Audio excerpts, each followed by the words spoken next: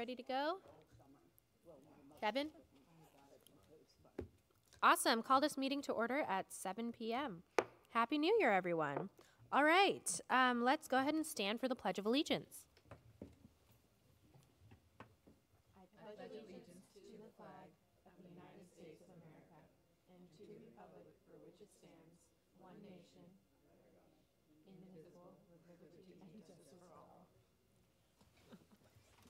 Please be seated. Thank you. All right, next up we have the roll call. Commissioner Davis, Present. Vice Chair Biani, Here. Chair Tombe, Present. Commissioner Stanek, Here. Commissioner Wilson. Present.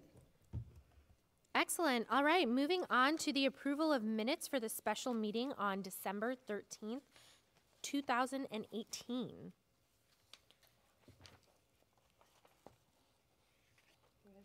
Go ahead. I move we approve the minutes. I'll second that motion. All right, seeing as, do we have any amendments? I was not there at the lighting ceremony. I just wanted to mention that it was listed as. We were all everybody was there. I swear you sit next to me.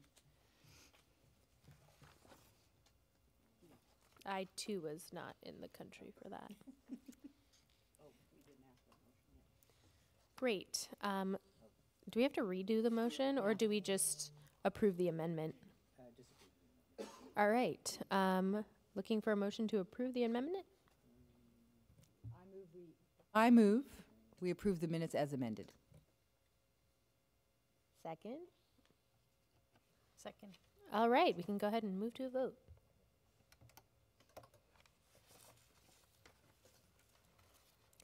Excellent. With all the votes in, motion passes. Approval of minutes with the amendment that the two of us weren't at the tree ceremony. All right. We do not have ceremonial matters and presentations or postponements.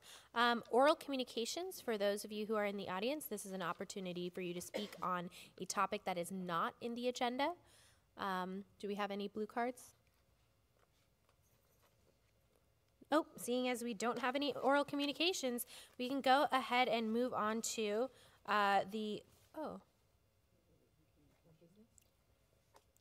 written communications. We did receive a written communication. That will be,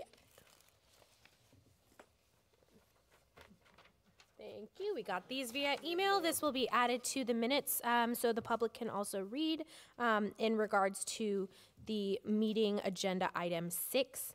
And just wanted to publicly register that the commission has received that and read the written communication. All right, going ahead and moving on to the 2018-2019 draft work plan. Oh, a little flipped, but that's fine.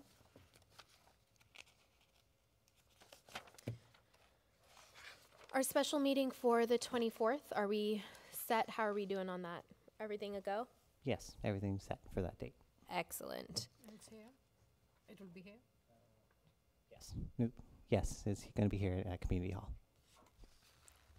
Fantastic. We're taking a moment to look through the agenda items for the next couple of months, making sure that we have everything set.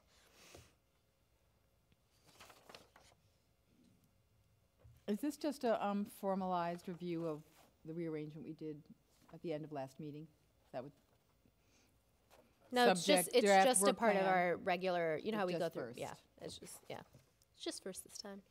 We like to keep each other on our toes.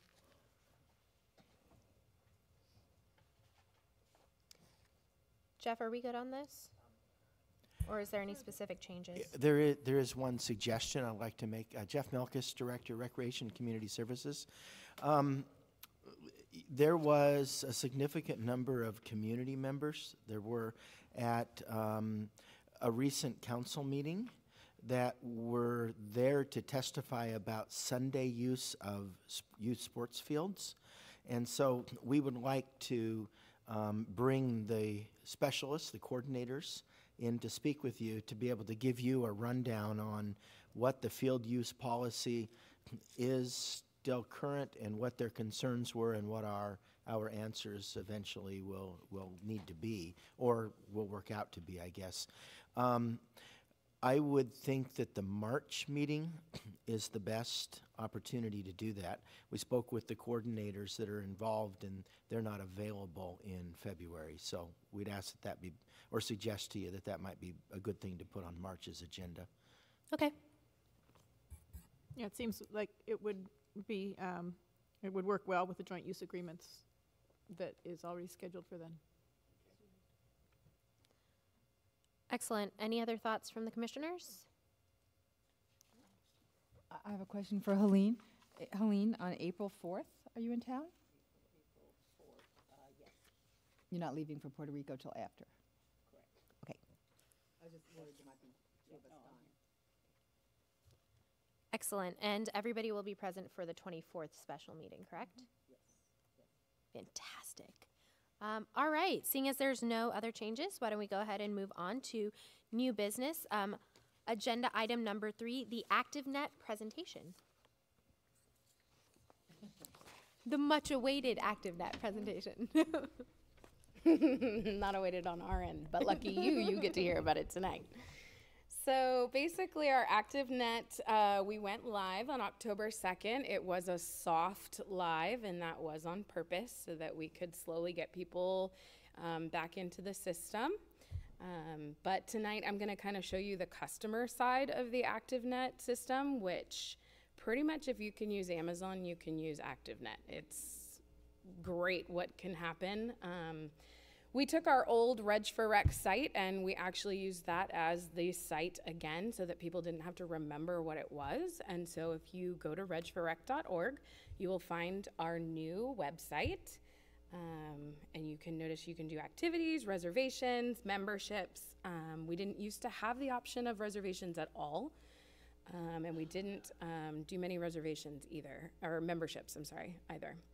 So on the customer side, when you log into your account, you have quite a few options. And one of the new things that we have is this family members schedule. So when you register for classes or you have facilities that you've reserved, they actually go on a calendar for you. And that's a calendar that you can even download into your iCal. So it's something that you can take with you in your phone. But it's a nice way because we used to get calls a lot. What did I sign up for? What days are the classes? And now somebody can go online and actually get that very easily themselves. There's also an option of a wish list that we didn't used to have before.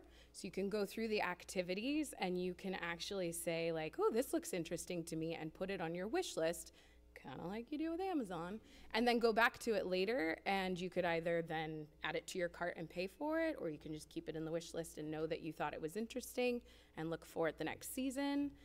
It's a great way to just save things when you're kind of maybe looking through and it's not quite time for you to register. There's also the option of looking at different accounting things that you've done on your own account. So people come and ask for receipts and stuff a lot. They now are going to have the ability to actually look at their transactions, look up receipts, print them on their own, anything that they've done on their own account. There is a list of gift cards. We do have gift cards at the Senior Center, Golf Course, and Sports Center. So you do have your list there if you don't remember how much is on it or what gift cards you have. You can also save your credit cards now on this system. So that makes the checkout process a lot faster for you. It also makes it so that if on the customer's end they have allowed us to charge their credit card, they can call and say, can you register me for this? Do you approve the charge? Piece of cake, we've charged it, you're good to go. So a lot of things have made the customer side a lot easier. You don't necessarily have to walk into the building, although we do love to see our customers, so that's always fine too. Then we also have the option of they can actually see their memberships and they can see their usage. So some of our punch cards are in our memberships section. So they can actually go in and say, okay, how many times have I checked in on my 10 punch pass? Okay, I only have 5 left, I'll go in these days. So they can look all of that up on the customer end, which is really nice. They also can do their own account settings. They can create their own account. They can add family members to their account. They can register anyone that's on their account, not just themselves. They can update personal information. They don't have to call the office to do that, although we are always happy to do that. They can renew memberships if it's a renewable membership. So that's all stuff that we obviously set up on the staff side. And then they can purchase memberships.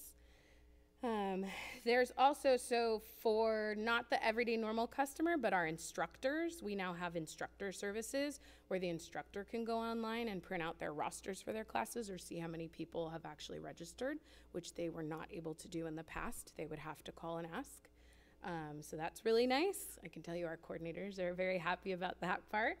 They can also see payments, so they can pay on account. So we could do a reservation and leave the money on the account, and they could log in and actually pay that on their account, which also was not something that they could do in the past. So there's a lot of new fun features. For the reservation portion itself, you can actually view the different facilities and see. Right now we are allowing reservations online for picnic areas and the pool at Blackberry Farm.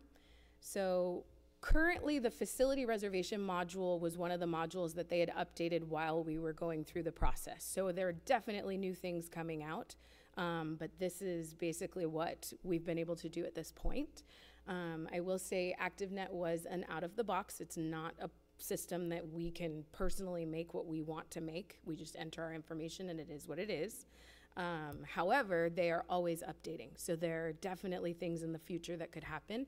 We also have different phases with this project because it was a very quick 6-month project and we needed to be, live on October 2nd. We needed to be ready to go. So there is a phase 2 where we will be looking into other things and setting up more when it comes to facilities and activities is pretty much the way that it's going to be. You can register, you can wish list. Those are all the things you can do. But we are looking at other options for instructors, more information for customers. If you actually go to the activities section, one really nice thing is that this entire filter list on the side is something that wasn't quite so all-encompassing in our former system. So it's really nice that you can actually look up days of the week, look up different ages, look up different categories of classes. There's a lot you can filter down to now. But if you actually go into a class, you can actually see the location with a Google map, which was not the case before. And a lot of our classes that are not at one of our main centers, people had a lot of questions about where they were. So this is a really easy way now. And then we have options of actually giving more information about our instructors. And that's one of the things on our phase 2 is really kind of giving more of that background as to who's teaching some of these classes. And people are gonna be able to see that online. So there's a lot of really great things that are still coming, but a lot of really great things that have already happened for both our customers and our staff. So we're really excited. Excellent. Thank you so much. We know that this was a fast turnaround, and also it's been a road and a path with all sorts of new discoveries, but all in all, it's definitely a change I think we've needed for quite a while. So seeing this system finally come into place has been good. And I know that our commissioners probably have some clarifying questions to ask first. I have a question. I was thinking of it with respect to facilities, but it's probably for everything, since there are resident and non-resident differences for fees, and for facilities, residents can sign up earlier than non-residents. How do you verify that? So all of that is actually set up in the background of the system. So like when an organization is created, they are created as whether or not they are a resident business, a non-resident business, a nonprofit resident, a non-resident nonprofit, and the system is set up to say they can register a certain amount ahead, or it's this much money for this facility. And then when it comes to the customers, when the account is created, they are set up as either a resident or a non-resident, and that fee is actually triggered when they set up for the class. So it's all in the background of the system. So as soon as someone puts their address in, then it saves it, and they know if they're Cupertino. And the addresses are all connected to our GIS system. So we actually got very lucky with ActiveNet, because GIS obviously can tell us whether they're a resident or non-resident. Class didn't have that option. We kind of had to, decide on our own. And so, when they put in their address, it's automatic. Is there any requirement to update that after 5 years, 10 years, or? The GIS side? No, the or address. I mean, so say someone creates an account, I'm in Cupertino, and then I move out of the area, or I move in, and so I want to, I mean, that would be someone who would probably go in proactively and change their address. But Yeah, or they can change it on their end also. But yes, so that's something that is still more of the staff manual side, where we are kind of watching to see, oh, 2 accounts with totally different names and totally different people have the same address, and it's still a little more manual than it is in the system. Although the GIS side, I do update that once a month with new addresses that may be in Cupertino or not. So the system is continually updated on that side. Okay, thanks. Well, you did answer my question about if you would still have people come into the office, but will you try and steer them online, or, so eventually at some point, more and more people are doing that as opposed to coming in, sort of like an educational thing? So our goal is to make sure everyone knows they have that option, but we definitely want to make sure we're still seeing our customers' faces. So, if you want to go online because that's what you're more comfortable with, we're happy to make sure everybody knows that's an option. But if you want to come in, we're also happy to be a smiling face to sign you up for whatever you want. And then the last thing was, is there an app that you can have on your phone, or So would that even be beneficial, I guess is the question, because it's so complex? Yeah, my recommendation would be that you're doing it on an actual computer, but you can type it in to your phone and do all the same things that you can do it on online. a web browser on your Yeah. phone. Okay, great, thanks. So I have a couple of questions. Great system, love it. Love especially the part where you can do facility reservations and see what is available and what's not at 12 o'clock at night. Yeah. And not have to call this office. Because that's when you're figuring out your plan for the week and when you want to book the Just as a ticketing. gentle reminder, it's clarifying questions for I this know. section and discussion after. So you said the receipts can be found attached to your account. So when I register, do I still get a paper copy? Like in the older system? If you register in person, we will ask you whether you want a printed copy Okay. or you want it emailed. We can also email receipts now. Okay, And so we do ask. But yes, every customer should walk out with some kind of receipt. okay. And does this system handle notification for if the class is canceled, or? Yes, so there's a couple different options on that front. That's a little bit of phase 2 because we do have to figure out how to kind of market the fact that we're not going to be just spamming you with a whole bunch of information. So when you create your account, you can say whether you're okay with postal mail or emails, and then you can also say whether or not you're okay with text messages. So if we have your cell phone number and we know your provider, we're actually able to send out text blasts, which is going to be the easiest way for last minute cancellations or anything else. But we also have emails because you have to create your account with an email. If you are someone who says that you don't want an email notification, we can override for purposes of your class is canceled or there's some kind of emergency and Quinlan shut down or something like that.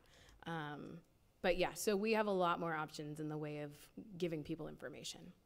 And one last question. You said there's information about the instructor attached to the class that you sign. Is there a way that you could send a query to the instructor, a question? No. So our goal is actually that most of that is going through our coordinators anyway. So we're hoping that actually you would contact the coordinator for them Okay. to kind of answer that question for you. Okay, thanks. Excellent. Do we have any blue cards? If anybody in the audience has something to say on the ActiveNet system, you can fill out a blue card up to the right side. No? All right, great. Now into discussion for the commission. This is more of just a update for us to understand what's going on with the system. I did have a couple of just more broader questions. I saw that, there's a limited number of things in terms of reservations for parks. When do we, what is the timeline again for that? to So we're expand? looking into it for phase 2, but I will let you know there is a number of things, if you've ever rented a facility with us, that you have to have. And so that is kind of hindering the ability to do it online. I am working with someone who helped to put San Jose's together, so she's very aware of the system also. And we're trying to see if we can figure out an actual process to make it a little easier, because you're obviously going to have some face-to-face or some email conversation with people to get some of the extra requirements that go with renting our facilities. And then because it's an out-of-the-box solution, we can't integrate that, correct? Correct. Okay. What has been the community response so far? So actually, we haven't gotten a lot of communication either way. What I have noticed though is that a lot of people are, once they get past the fact that we have to create an account, and then I've had to merge in a lot of accounts because we've already put in some people, they seem to be very good at just being able to maneuver the online system and register for things. So I've actually noticed a lot less currently in our office, a lot more maybe phone call questions versus people in person. Well, that's always a good sign. If they're not complaints, it means it's going well. Right. So no news is good news, or limited news is good news. All right. Any other thoughts, questions? Wonderful. Thank you Right, so I'll much. just say, I'll just say thank you, because I know this was stressful and under pressure, and well needed. So for those of us who are not tech savvy, this is really an easy system to use. So because I can use Amazon, so I just want to say thank you. All right, wonderful. Thank you so much. We've been wanting to know what's been going on with ActiveNet for a while, so thank you very much for coming in and letting us know. All right, wonderful. We are going to go ahead and move on to new business item number 4. Subject is case management services at the Cupertino Senior Center. We will be having a presentation. For members in our audience, if you would like to say anything for any of these agenda items, I love to hear from the community. There's blue cards up at the front on the right-hand side. You can just fill that out and you get a chance to speak. I'd love that.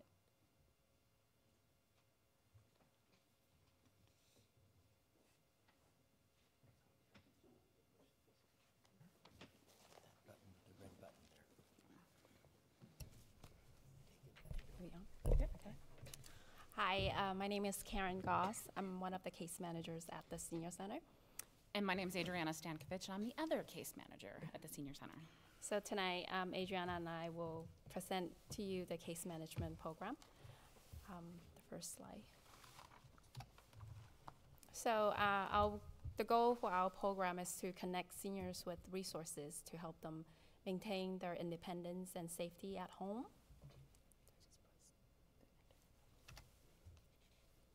And with this program, we got a lot of referrals from hospitals and doctors, fire department, police department, co-enforcement, neighbors, family, and then we got seniors who walk into our senior center or call to do self-referral to get services.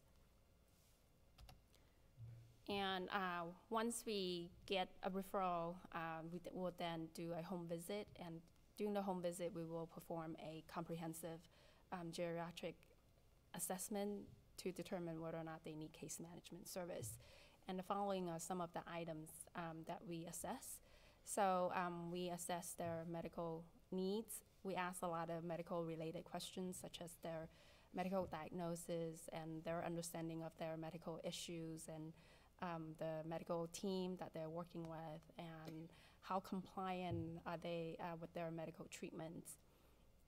And then on the functioning level, we assess their activities of daily living. These are the basic tasks that a person needs to accomplish in order to thrive, such as feeding, grooming, bathing, dressing. We also assess their instrumental activities of daily living, and those are like bill paying, meal preparation, things that you need to do to in order to maintain independence in the community. And cognitive, we normally try to get an idea of the client's ability with the reasoning, their perception of their issues, their memory, and their verbal and problem-solving skills, and determine whether or not they have the capacity to handle their own affair. And if they don't have the capacity to handle their own affair, did they appoint anybody to help them, or do we need to figure out alternative to make sure that they're not a target of abuse? And nutrition, and we ask a lot of questions to figure out if the client have food security, their lifestyle, whether or not they can prepare their own meal, and then abuse and trauma, if they were a victim of abuse, or if they're currently a victim of abuse. And we also assess their psychosocial behavior. With the psychosocial behavior, we assess their mental health and social well-being in the community. And we ask questions to help us to assess whether or not they're depressed. We do depression screening and sometimes suicide screening when we feel it's an issue. And the environmental, when we go into their home, we can get a feel of how this person's living, if the environment is safe for them. Do they need any adaptive equipment inside or outside of the home to ensure their safety? And then we're also trying to get ideas on their support systems to find out who are all these key players in the senior's life, so we can collaborate with all these key players who make our care plan successful. Financial, we ask a lot of financial information. Sometimes we don't get all the information because it's some people guarded information, their privacy, so we respect on that. But the reason why we ask that, we want to make sure if the client have any resources to purchase service or if they qualify for any public assistance. And then health insurance to figure out if they're overinsured or underinsured. Then we can make adjustment to make sure they're getting the proper care. Substance abuse, try to get indicators of alcohol abuse and narcotic and recreational drug use. Legal, we ask questions to make sure that they have all the legal documents in place while they still have their cognitive ability to draft these paperwork.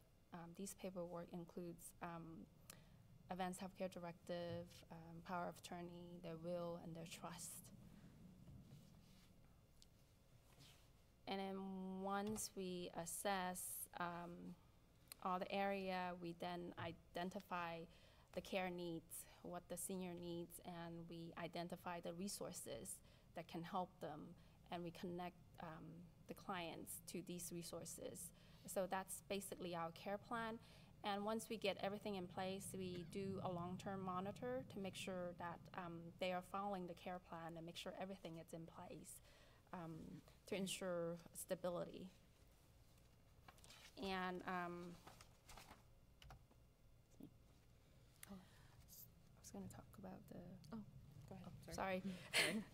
So some of the areas that we commonly work with seniors are housing, home delivered meals, transportation, in-home caregivers, emergency response system, adult day center or adult day health center, helping them to apply for public benefits, coordinating home health care, coordinating necessary medical care, and then advocating for the client's behalf. Now it's Adriana. Sorry, now it's my turn. So we wanted to highlight some of our recent successes. One that we're very excited about is recently we've had 7 clients that are now in stable and safe housing. We all live here. We know cost of housing is really insane. So it's very difficult usually to get clients housing. So the fact that this number is even 7, we're really, really ecstatic about. We also have a number of clients who are now food secure with Meals on Wheels, caregivers who can shop for them, transportation so they can shop for themselves, access to food banks. We have almost 30 clients who are now less isolated because of friendly visitors or caregivers or adult day centers.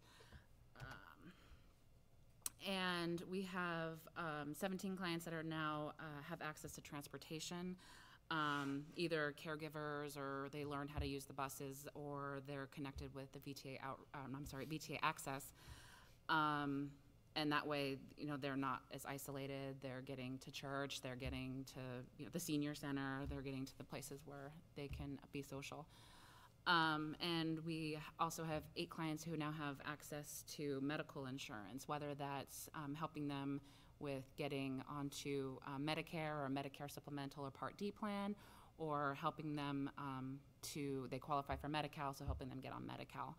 And 19 clients that are now have assistance at home, whether that's private pay or in-home supportive services through Medi-Cal. This is some demographics, a snapshot of our clients. We do have 35% that are monolingual Chinese. Karen speaks Mandarin and Cantonese. And so that's helpful. And we also have 41% that actually live alone, 40% with a spouse, 19 with other family. And that living alone is the big one, because socialization is one of the most important things in healthy aging. And this is our sort of age group. It's sort of the basic bell curve with a nice big grouping in the 80s. Most of our clients, we do have a few outliers. We do have 3 that say none, but that's just because when I pulled this, we weren't done with those assessments yet. So they do have ages. So that's kind of a basic, age group, which this is consistent with some of the national numbers about when people have the highest need levels. Is 99 the oldest resident we think that we have? Right now. Yes. And on our caseload. On our caseload, yes. We definitely probably have residents that are older. I would not be surprised. These are some of our caseload numbers. Currently, we have roughly a ratio of 63 to 1. It's actually like 63.5 to 1. The MSSP, which is the Multipurpose Senior Services Program, it's a state program that's run out of counties that does case management. In their policy, it should be 40 to 1. We think a good ratio for Cupertino would be 30 to 1, since we do more intensive work than MSSP does. And this shows the increase that we've had. In January 2017, we had 87 total clients, and as of last month, we have 127, and that is a 46% increase in just 2 years. And that is because population trends. As we all know, baby boomers are aging. It's nothing new. So this information comes from the Census Bureau, and this is 60 plus. There's no definition for senior, so some things you look at, it's 50, some 55, some 60, some 62, some 65. So this is 60 plus. And in 2012, the 60 plus population in Cupertino was 9,813. And 2016, it was 11,034. So that's almost a 12.5% increase. So that's why our numbers are increasing, because we have more seniors. And this is also from the Census Bureau. I found this to be interesting because this is income and age. So the red is people over 65. So you can see that most of the people who make under $60,000 a year are mostly people over 65.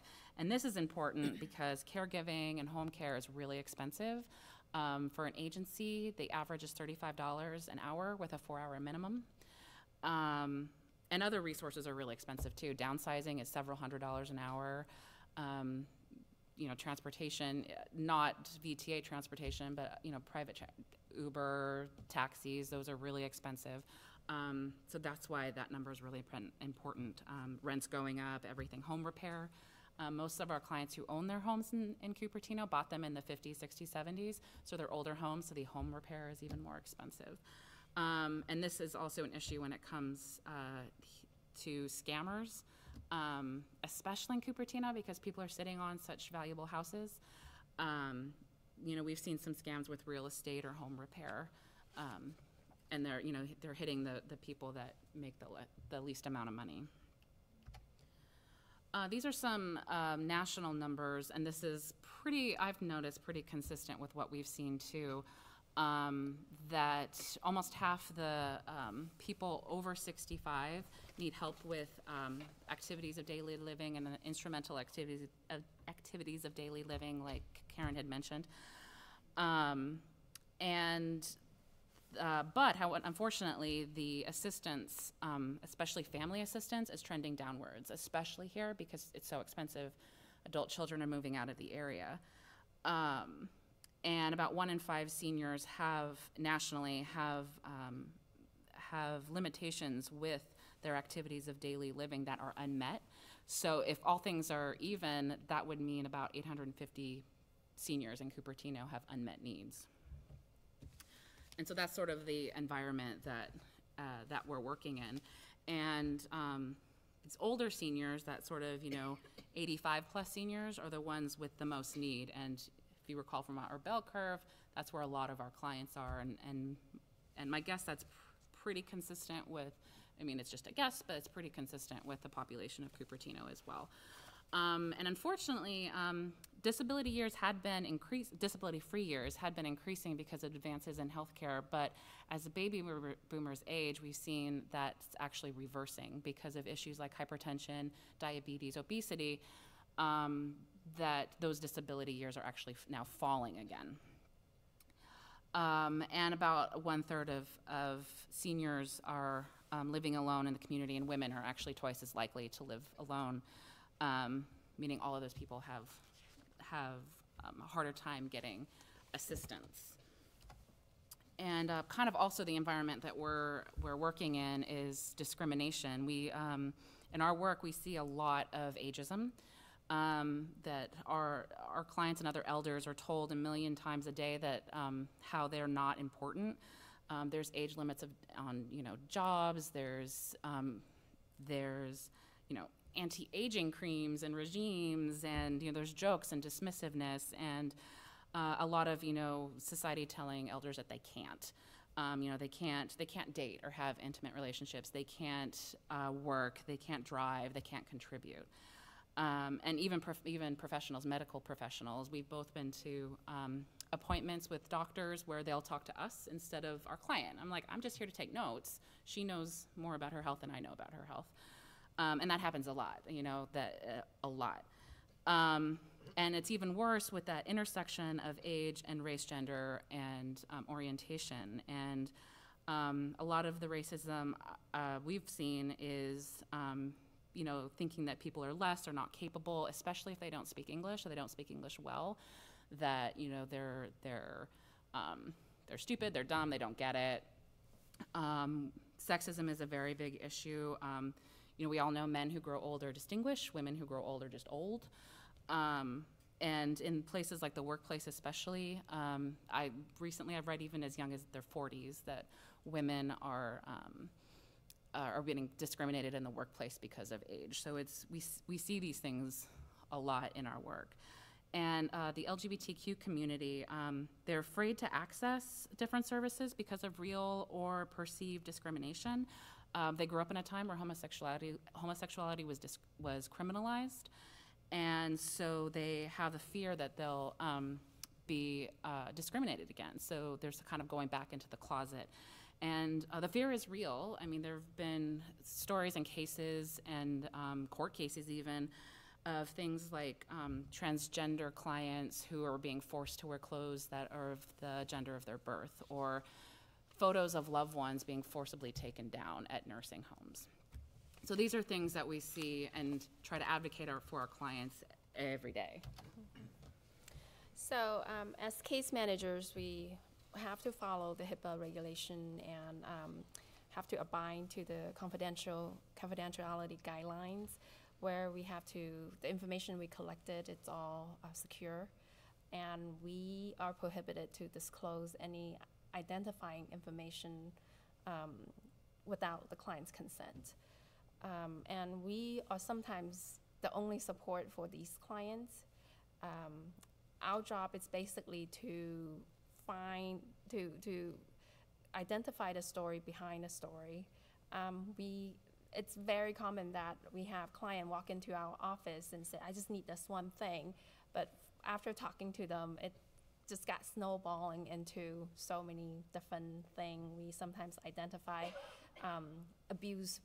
financial abuse victim from just one simple request. So we tend to ask a lot of questions, trying to figure out what's the real story and get a accurate picture of the client's life. And then as case managers, we are mandated reporter. So if we suspect any abuse, we have to report to the proper agency. And under our case management program, we also have a lot of other support programs. We have a program called Friendly Visitors, where we have volunteers to go out and visit homebound seniors. And then we have Senior Adult Legal Assistance Service for 3 times a month. They send staff attorney or volunteer attorney to help seniors in areas of public benefit, long-term care issues, elder abuse, housing issues, consumer issues, incapacity, planning, probate, alternative, symbol wills. And weekly we have volunteer RN who help, who measure seniors' blood pressure. And then we hold a lot of educational presentation and groups. And we also provide insurance counseling. So twice a month we have volunteers coming in from health insurance counseling and advocacy program.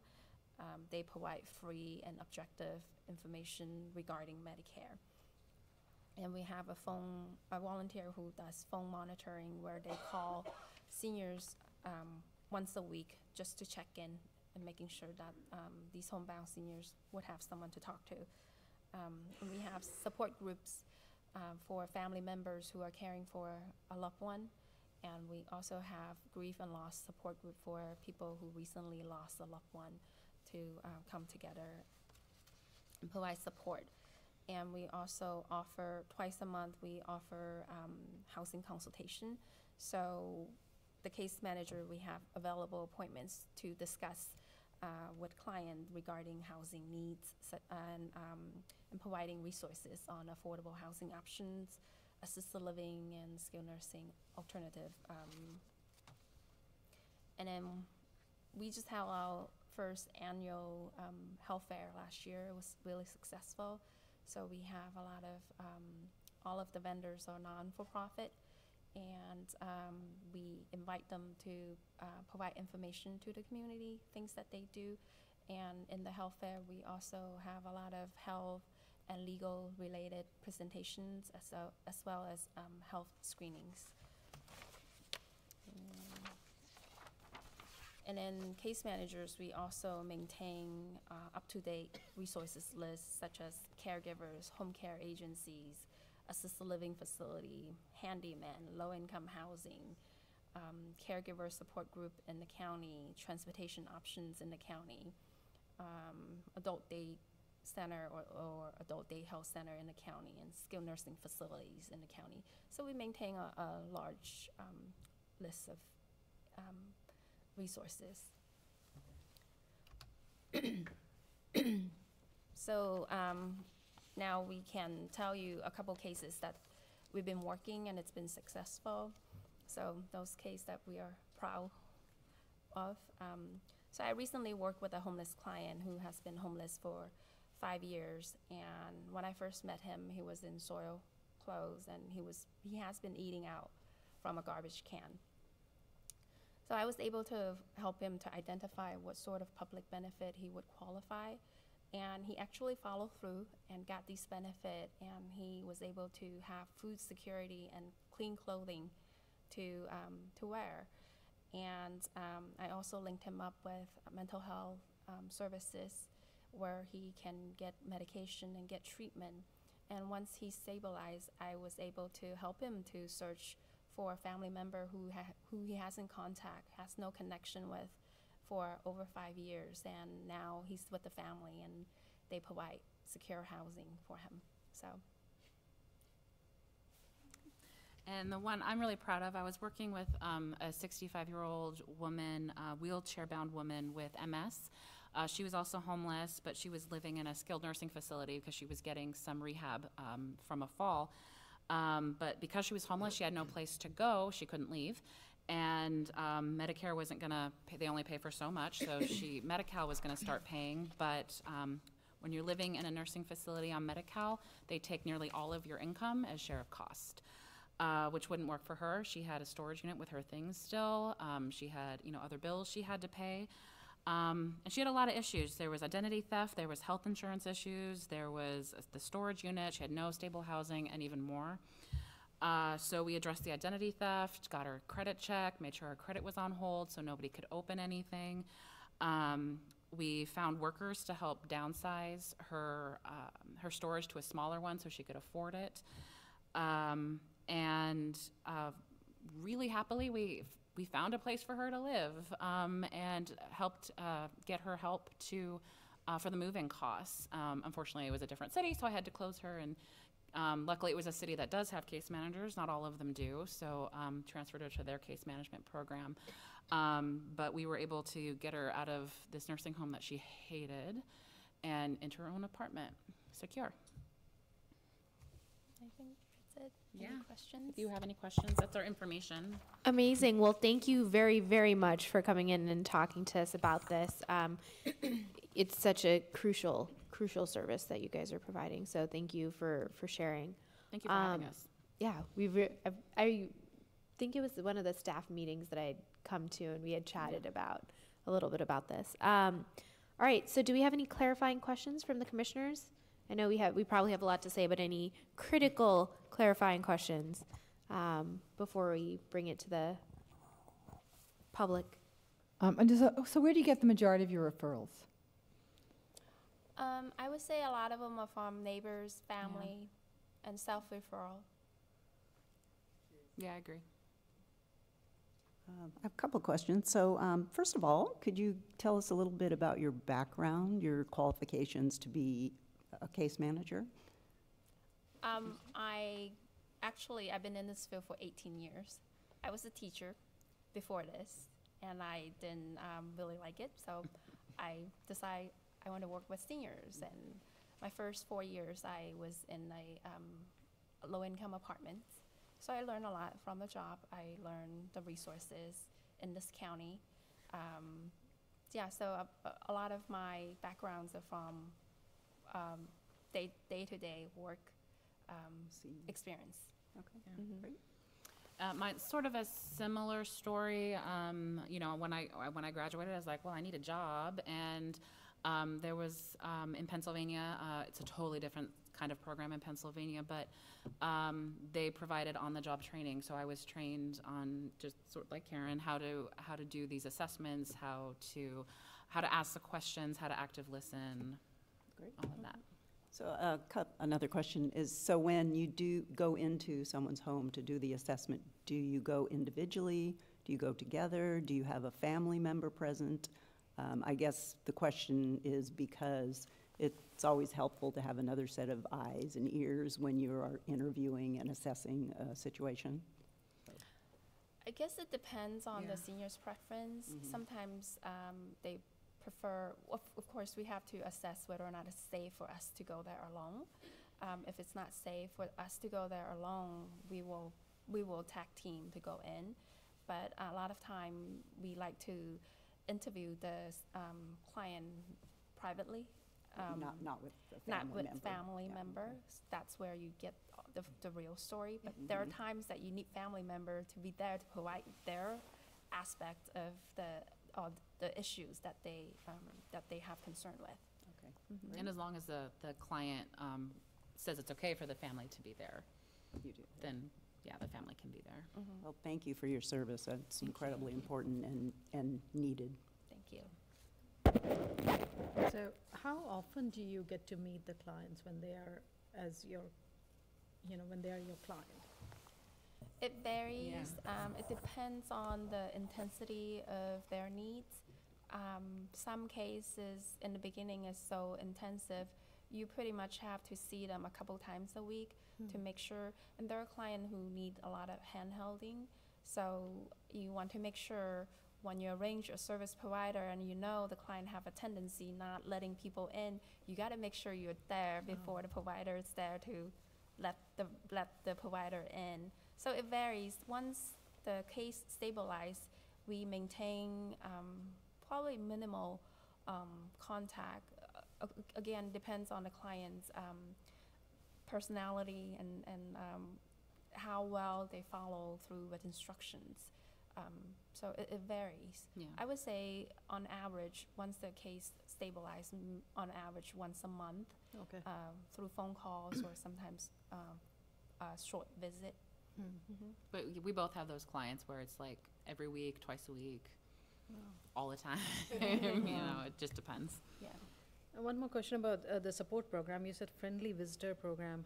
How does one qualify or become the visitor to go visit the seniors or people who need help? So they have to be a senior center member, so 50 years and older, and they have to be willing to come to trainings, and we do fingerprint, making sure the person is clear, and after that we link them up with the client to make sure their personality match. Yeah. And they don't have to have any medical or any No. It's just a visit to Yeah. go say hello Yeah. and be We- there. with them. yeah. Totally Okay. social. Okay. Yeah, the program is strictly for socialization. It's not to, it's the friendly visitor. It's not meant to be there to provide services. Okay. And part of that training is that, and if they think, if, you know, when to identify that they need to tell us something that's going on. Okay. Yeah. Thank you. So I had some questions. I mean, clearly in the last year, with basically a 50% increase in the caseload, and the ratios, it seems like it's justifying or pointing towards an additional caseworker. Where are the places that you feel right now with the caseloads that you have that you feel that you could be giving more to your clients if the ratio were more in line with their recommendations? I think housing, right now, we just don't have the time to help seniors to find affordable housing options. It takes a lot of time, it takes a lot of research, and then a lot of calling. Some of these seniors, they don't drive, they rely on the bus, and so it's hard for them to go and get applications. And then once they get the application, we have to help them to fill it out and then deliver it. And So the those- applications have to be filled out very specifically. Yeah, and then make sure all the supporting documents are in place. So that's definitely challenging. As Adriana was mentioning, we are seeing a trend of seniors getting. I mean, I've been in this position for 14 years. I think the last 3 years has been difficult.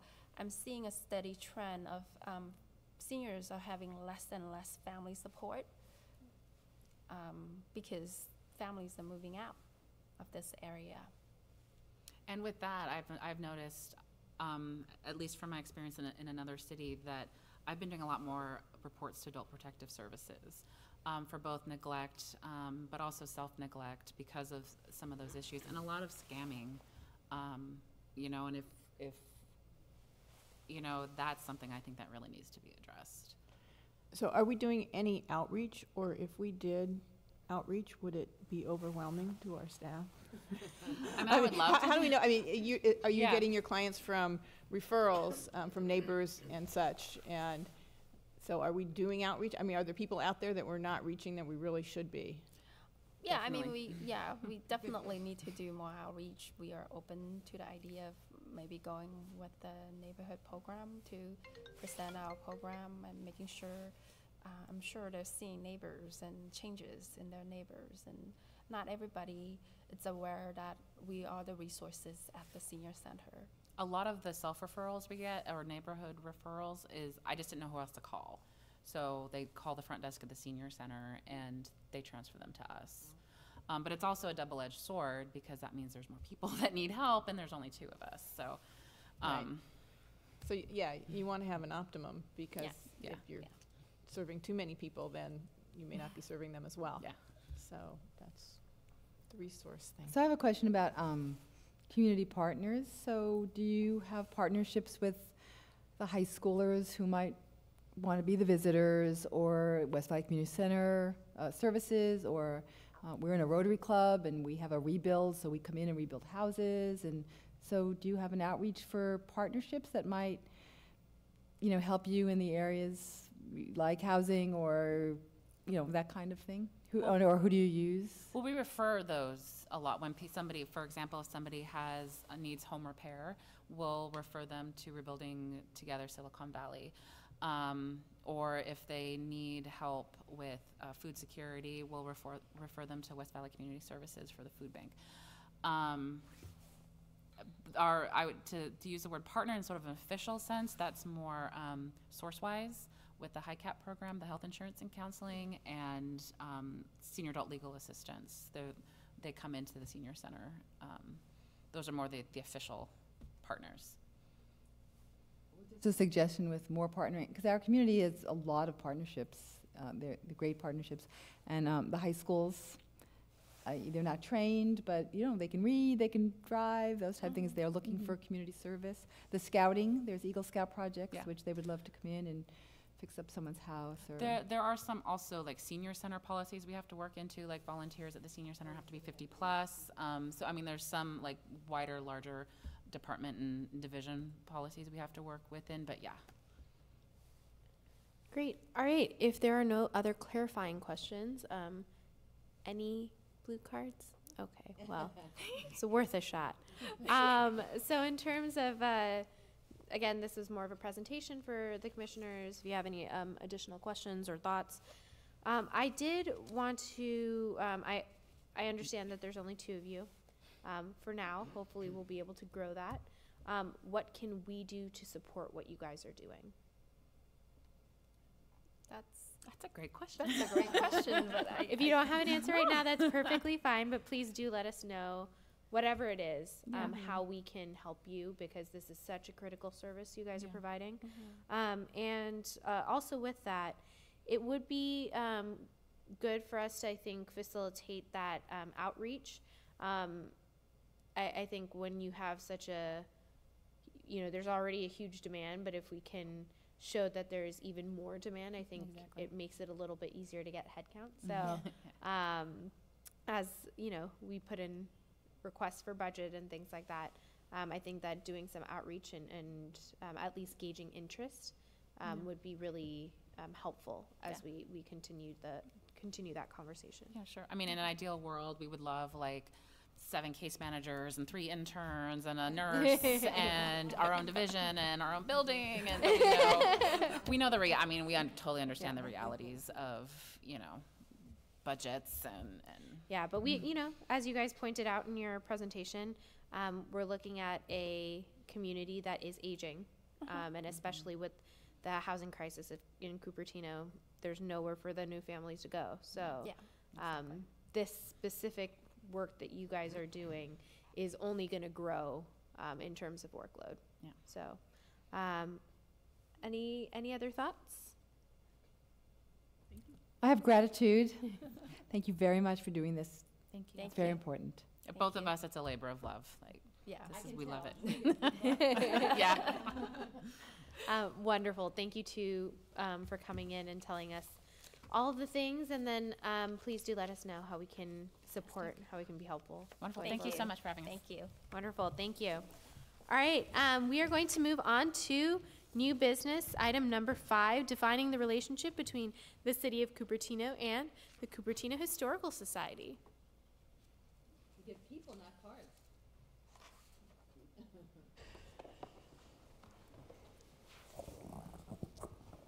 Hello.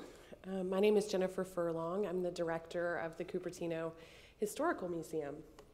And I just want to take this opportunity to thank you for allowing us to come and speak with you this evening. I'd also like to thank Jeff Milkus for his guidance and help. And I'd also like to acknowledge my wonderful board, some of whom have come in support of us this evening. If you could please stand. Thank you. You may sit now. I'd like to tell you a little bit about our society and museum, the history, and some of the services and assets that we provide to the community. On May 2nd, 1966, the Cupertino Historical Society was founded as a nonprofit by a group of 177 longtime residents. and Louis Stockelmeyer, the city historian at the time. They were concerned about rapid growth and its impact on our city's heritage. Although the society at that time did not have a building of its own in which to mount a proper exhibition, members began to collect objects pertinent to Cupertino history and exhibit these artifacts in local businesses. The long-term goal of the society, of course, was to develop a museum and a permanent collection to preserve memorabilia that would be vital in communicating the history of Cupertino in this area to future generations. So in 1987, the society began working cooperatively with the city of Cupertino in the design of an appropriate gallery space, office, and storage within the Quinlan Community Center. On March 30th, 1990, the society opened the Cupertino Historical Museum within Quinlan. The original collection amassed by the society members, the founding members, became the core of our permanent museum collection. Today, that collection has grown to over 5,000 artifacts, including household objects, furniture, paintings, photographs, drawings, cars, equipment, from the orchard days, and documents that once belonged to city residents, local businesses, and industries. In our current home, the society presents 3 to 5 exhibits a year, including our annual holiday exhibit, which is a huge draw during the tree lighting ceremony. I tell you about the history of the Cupertino Historical Society and Museum as a way to the heart of why we're here speaking with you today. We are here to establish a more formal relationship with the city of Cupertino, and we ask that you designate us the official archivist for the city and the official museum of the city of Cupertino. As well, we ask that the city continue to provide us support through the provision of space in the community center, the office, our gallery, and other facilities as the city sees fit. I'll just repeat that one time. We'd like to continue to be able to use our space in the community center, including the office as well as the gallery. We aren't asking for the city to run our museum. We're not asking for the city to hire a director of education, another curator, a registrar. Let's see, what else? What other services do we provide? A historian, which neighboring museums do have that kind of support from their city. We are just asking to be named the thing that we already have been doing for over 50 years for the city. We are an asset to the city of Cupertino. We have long been providing services and educational outreach, and we really would like to be officially recognized. If you aren't already on board, I'd like to tell you a bit more about some of the specific programs that we offer and other benefits that we've provided to the city. We have a very popular educational outreach program called our Traveling Trunk Program, where museum docents go to schools in the area and present on the history of frontier life here and early days of Cupertino. We served 697 students in 1996, and that program has grown to serve over 2,000 students in 2017. We have a volunteer course, some of whom are here this evening, of over 50 individuals who work as museum docents at our special events, traveling trunk docents, and they come from high schools, local colleges, community colleges, and universities, as well as members of the community. In addition to our traveling trunk program, we have worked with visiting dignitaries to the city. We've professionally curated exhibits on local industry and topics of historical interest. We have key partnerships with community organizations like Rotary, the Boy Scouts, and the Chamber of Commerce. We store and maintain valuable artifacts, including the entire Pete Emig archive, which is actually being used right now. We're very excited for an upcoming book project. We've also worked with 2 other local historians to help with the research for 2 books that were published in 2017 and 2018 on the history of Cupertino and this area. We host open houses in conjunction with city events. We host quarterly speaker programs, film screenings, which are very well attended. We produce a quarterly newsletter, and we also host a variety of social events for members and the community. We also, I'm going to ply you with cuteness now, we also provide craft projects and activities for children in the museum at festivals and other local events.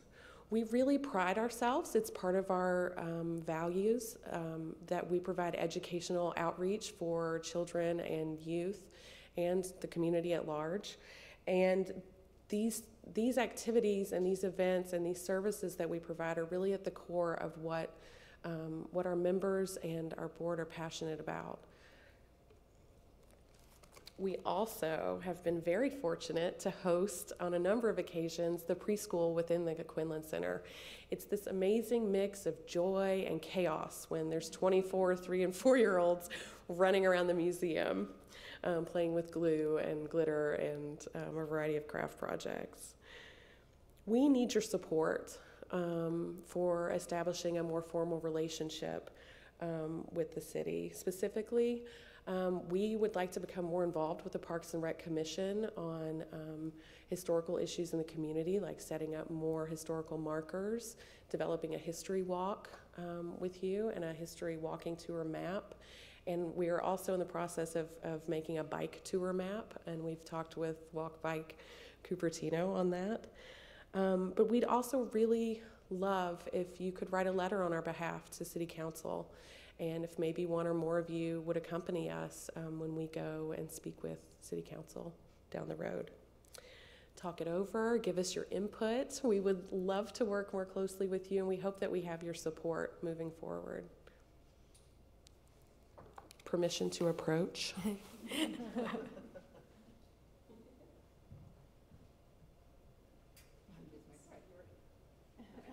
didn't bring goodie bags. Thank you. No, this is perfect. Plus, we're not allowed to accept them, so that's fine.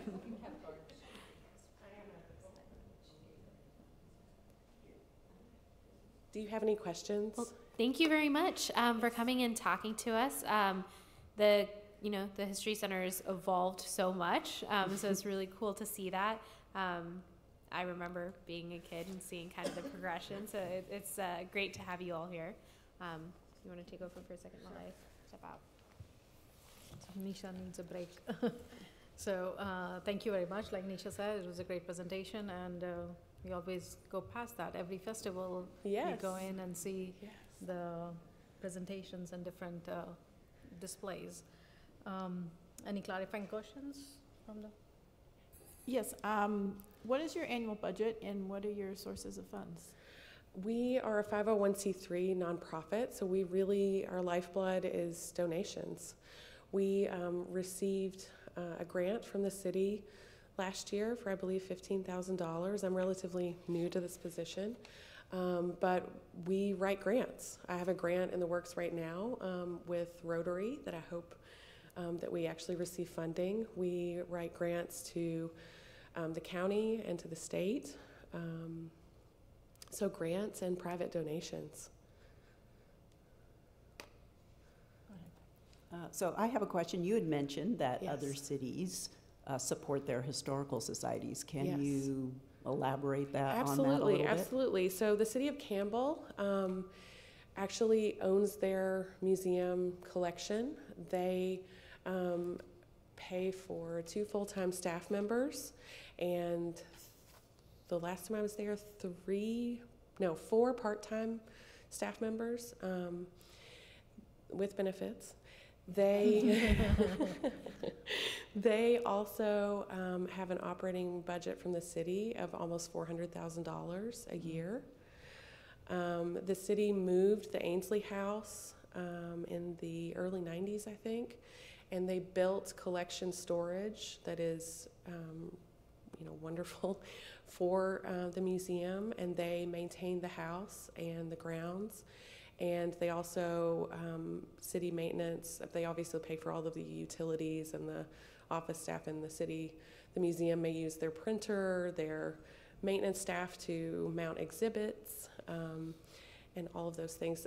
The city of Los Altos gives their museum, it was north of $150,000 annually. So there is precedent for significant support, either in facilities or financial support, or both. Mm-hmm. So everybody in this organization right now is a volunteer? Yes, except for me. Okay. And so in order to maintain the artifacts and preserve them, do the members have some background in having historical? We have a background in hiring a contract registrar. I do have experience with, collections care, but we've in the past hired collections care specialists to come in and help with cataloging and remediation if there are any pest issues. But we do, I will say, we spend about $30,000 a year renting a climate-controlled storage unit for the bulk of our collection. What won't fit in the closet, basically closet space within Quinlan. And those items, to my knowledge, have been sealed and closed since they were cataloged and packed away. It's all up to museum standards. However, I don't, when we get into that storage unit, I don't really know what we're facing. So they are preserved, but they are never displayed out? Not right now. Okay. Not right now. And just curious, where do you get all your artifacts from? Like, there some digging somewhere? Oh, you wouldn't believe the calls that I get on a weekly basis, or people coming in, and it's like Antiques Roadshow coming in with things. Oh, I see. But these are from founding families in the community who've been here a long time, or businesses, some of whom are still around, some of whom have long closed. This really is a grassroots organization that began in people's living rooms here in town. They would have speakers in living rooms and a potluck, and it's grown. Excellent. And we have a lot of really exciting things coming up this spring. Also, we're celebrating Chinese New Year next month. We have 2 speakers. We have a film screening that is actually a United States debut for a documentary on the history of Apple. And we'll be opening an exhibit that will be a 3-part series on the history of Apple at the end of February, early March. Excellent. So we have a lot of exciting things happening. Do you have a wish list of artifacts or things that you think that should be part of the collection? Because there might be some families may own pieces and not know the importance. Absolutely. Absolutely we have a wish list, but I cannot in good faith accept any especially large items until our storage crisis is alleviated. All right, thank you. So, anybody with the blue cards? Anybody want to come speak about it? No blue cards? You're not getting blue cards this time. All right. Discussion. So I did have, one, I think it's a modern historical that Crazy, I'm not sure if you're familiar with the movie Crazy Rich Asians. Yes. That just came out. The main character in the book is from Cupertino. So always nice. fun new little Maybe addition. we could have a Crazy Rich Asian screening and, get the fashion from I watched that movie for the eye candy. Oh, so I actually wanted to talk, you mentioned in your presentation about location and that you did like being in the Quinlan Center and you did like the office. As you know, we are in the midst of a very large master plan, looking at different facilities, different things all around Cupertino. If you had a wish list that you could add onto in addition to the space that you have, I know, I'm sorry if I missed this when I stepped out really briefly, but what would that be? So we could see if it's possible, no promises, of course, but see if that's something we could incorporate. Okay. Yeah. Yes, really? This is like Christmas. A wish list for us? It would be wonderful to have an independent, standalone, exclusive use museum. And in knowing what I know about Cupertino, it seems like McClellan Ranch is a natural fit for us.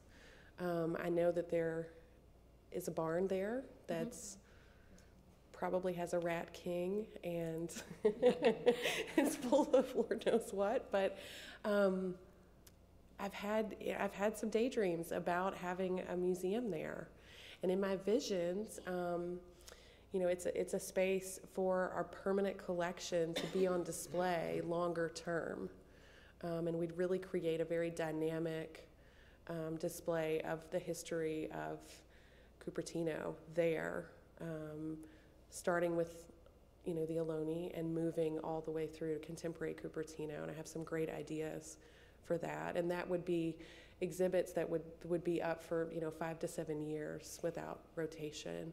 And then Quinlan Center would be our rotating exhibit space that in conjunction with the city and with, you know, seasons and festivals, we would, you know, mount some more thematic and, you know, exhibits there.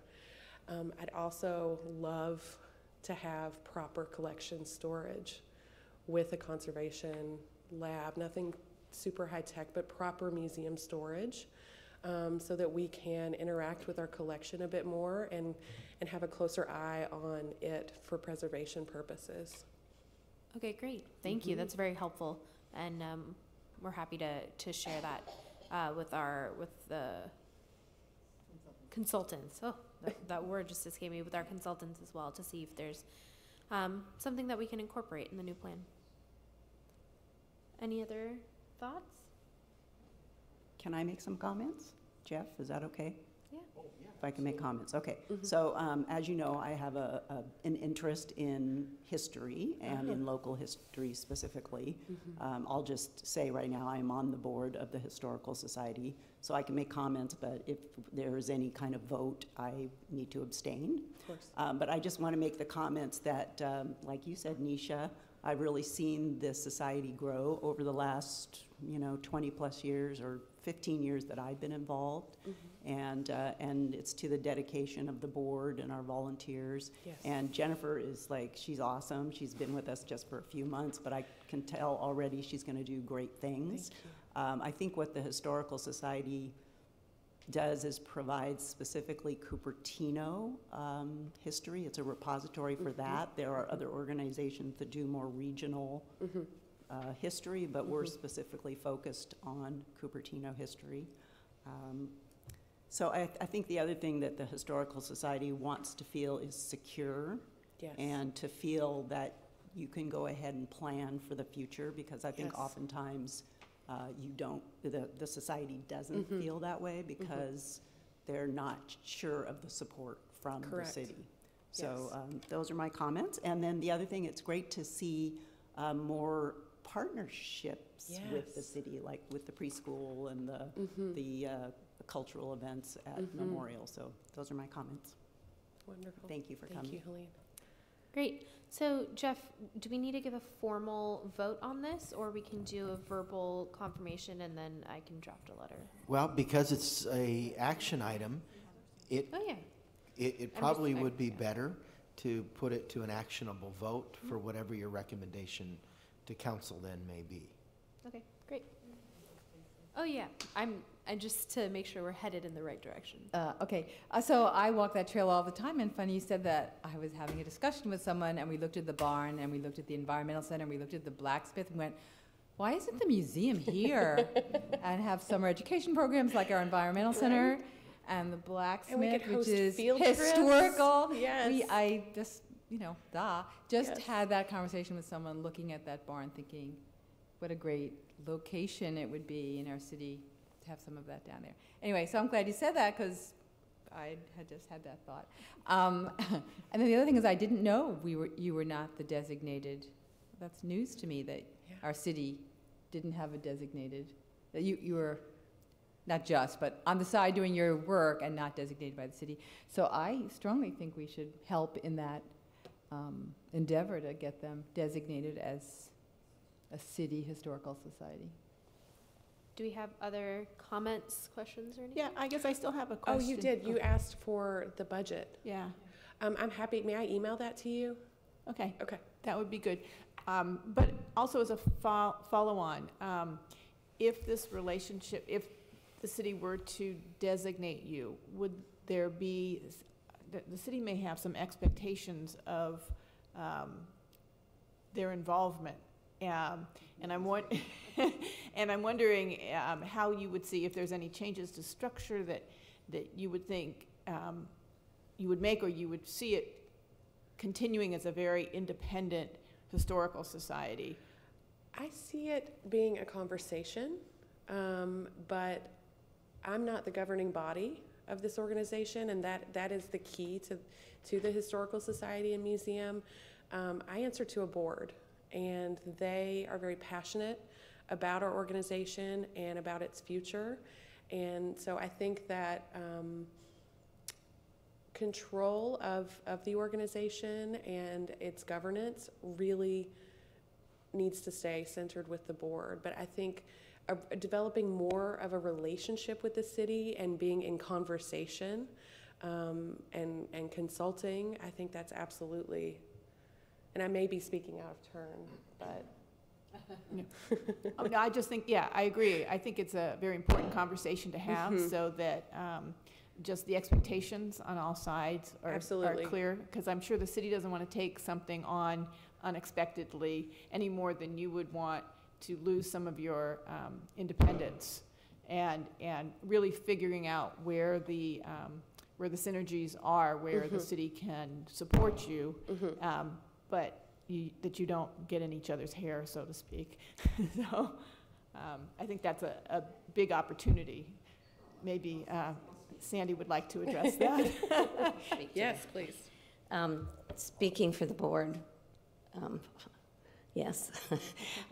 We are not asking the city to provide us with a staff member, for instance. I don't think the city wants that. Doesn't have the ability to do that anyway. We're just really asking for a more formal relationship, more of an acknowledgement of the important role that the Historical Society plays. And then as we move forward, we feel like there's a lot of projects we're working on that, in particular, the Parks and Recreation would want, commission would like to be a part of. We talked to the Teen Commission last night, and they're very excited about working with us on some of the things that the teens would be excited about. But for instance, the historical markers along the bicycle trails and the walking trails are certainly something that the Parks and Rec department would want to be a part of. If we do end up doing something at Blackberry Farms or are asked to have some presence there, obviously that would be something we'd have to work with the Parks and Rec Commission on. But it's more of just a formalization of a relationship that we're asking for. And Jeff knows, we've discussed it with him first, so he's very clear about what he feels the city could offer or not offer, and therefore what we're asking falls within that. Okay, good. Does that helps answer your clarify question? A lot, thanks. So I just wanted to understand this correctly. So you're asking for just a recognition of the society formally, and also some facility use from the city. Is that, did I get that right? Continued facility use from the city, and support when the city sees fit and finds it appropriate. Okay. Chair, if I may add, the relationship that's been in place since about, I think, 1990 at the Quinlan Community Center is one of the more important partnerships that our department has. However, it's still informal, and in fact, their long-term use of the museum came about during the initial year of the center. We don't have any relationship that's been formalized to say that this private organization deserves that expensive real estate versus others. And so again, this is your role. I am not, it's inappropriate for me to take a position at this point, but I think it is important that we have some kind of relationship that we can point to in cases of the desire to provide, say, storage of very important artifacts to the city. And if we have the opportunity to assist, we're in a position right now where that becomes difficult because we want to make sure that we honor not just one, but all of our private associations or private partnerships, if that makes sense. Excellent. So, a couple things I did just want to flag. I heard you when you said barn, and I think that would be an amazing idea. It is on the floodplain, so Right. there's a lot of physical changes that will be that will Yes, need I'm to very happen to aware. that Yes. specific Yes. specific structure. Mhm. But as it would be great to see it in multiple locations and locations that are frequented by our community members. So it doesn't just stay in one place, but as different areas get access to it, we can spread that knowledge, and I think that would be amazing. So I'm going to look for a motion to recommend to City Council to formally designate the Cupertino Historical Society as the official historical, official city archivist with the mission to preserve the history of the city for the city of Cupertino. Can you make that motion? No, I can't because I'm chair. Yeah. But that's why I'm looking for it. You can just say, so moved, and then I'll look for a second. Okay, so moved and well said. Thank you. And is that helpful? Is that what you're looking for? Yes. Then so moved. And museum, archivist and Archivist museum. and museum. Mhm. Okay. So moved. I need a second. I second. Second. All right. Why don't we go ahead and move to a vote?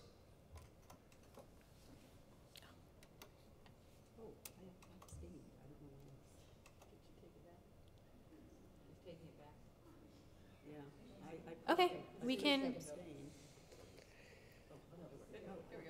Excellent. All right, with that, the motion passes. We will formally recommend to the city council that this Cupertino Historical Society be recognized as such. Thank you so much. And would one or more of you accompany us? Yeah, one more Yes. question. Is there a date? We're not on the. When you're on the docket, let us know. We'll let you know. Yes, please do. Thank you so much. Wonderful, and thank you all for coming. We love company. Thank you so much, and thank you for all the efforts that you guys have put together for the Historical Society.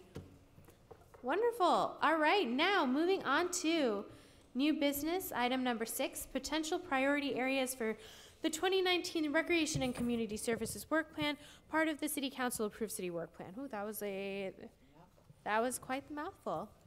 And that would be me. Boy, it's difficult to follow 3 very, very good presentations tonight. And, that's a challenge for me. My presentation will be fairly short, but what I wanted to do was to let you know that as a follow-up from the work that Jackie Guzman, when she was with the city, and others did, talking about the different commissions and their roles, and we went through a gambit of different kinds of different discussions over time. We have now started our work to kind of define what our priorities will start to be. What we've learned is over the last number of months is that each commission operates fairly differently on a different schedule. And to just highlight this commission, we tend to create a work plan. We create a very aggressive plan. We follow through with it. We tend to present it kind of halfway through the work or 2/3 of the way through the work, the scheduling just doesn't seem to mesh up, and it certainly doesn't mesh up with the other commissions. In other words, the commissions that I'm involved with are all over the map in terms of when things occur and how when do we present the work plan and such. So what I wanted to do is take a moment and talk a little bit about kind of an idea and a workflow that I'm hoping that over time we can all merge ourselves together.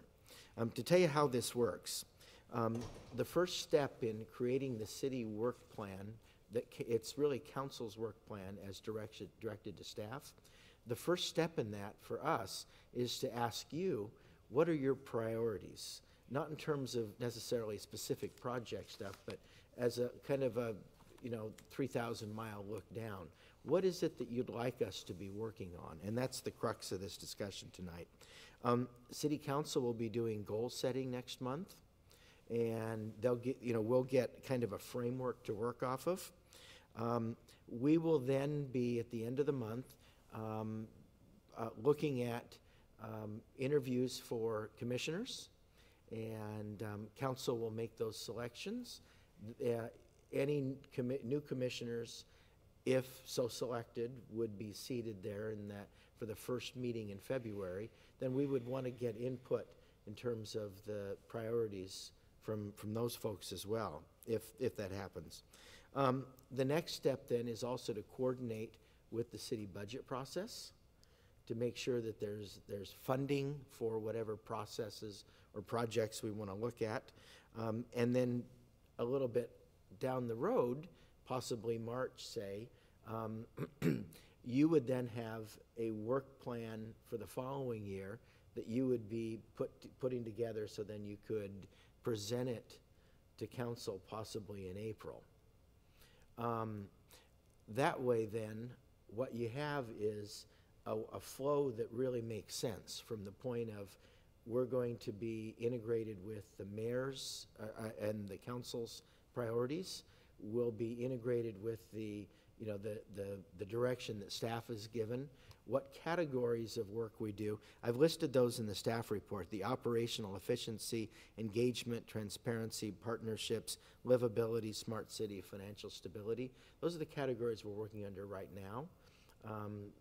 We could make an assumption that they won't change, but maybe council will change those a bit. I'm sorry, Jared, we meaning the city council, you as a director are working under those. Well, yeah. In other words, when we go and put forth a work plan, we'll have input for the council work plan. And when we do, I think that input needs to take in your guidance as far as what direction, what kinds of things, what are your priorities for us going into it? Should we be paying attention to?